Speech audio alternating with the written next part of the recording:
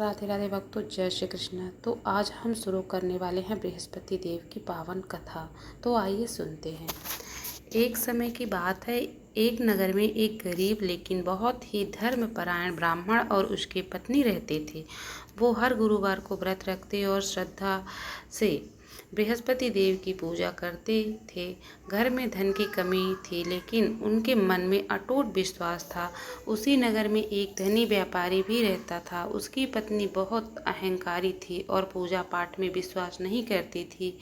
एक दिन उसने उस ब्राह्मण स्त्री से पूछा, तुम हर गुरुवार को क्या करती हो? ब्राह्मण स्त्री ने प्रेम से बताया, मैं बृहस्पति देव का व्रत करती हूँ, पीले वस्त्र पहनती हूँ, पीले फूल और चने की दाल चढ़ाती हूँ और कथा सुनती हूँ। इससे भगवान प्रसन्न होकर सुख समृद्धि देते हैं।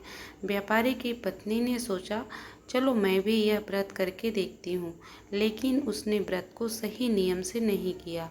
वह गुरुवार को बाल धोती, कपड़े धोती और घर में झाड़ू पोछा भी करती, जो इस व्रत में वर्जित माना जाता है।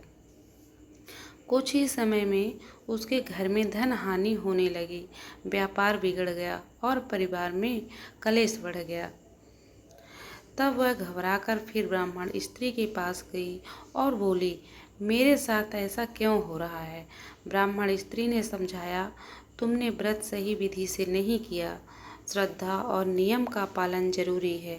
अब व्यापारी की पत्नी ने सच्चे मन से व्रत करना शुरू किया। पीले वस्त्र धारण किए, चना दाल और गुड़ का भोग लगाया, केला और पीले फूल अर्पित किए, कथा सुनी और गरीबों को दान दिया। कुछ ही दिनों में बृहस्पति देव प्रसन्न हुए और उसके घर में फिर से सुख समृद्धि लौट आई। उसका व्यापार चलने लगा और परिवार में खुशहाली आ गई। इस कथा को और इस व्रत को जो सच्चे मन से करते हैं उनकी सभी मनोकामना पूर्ण होती हैं। बोलो बृहस्पति भगवान की जय।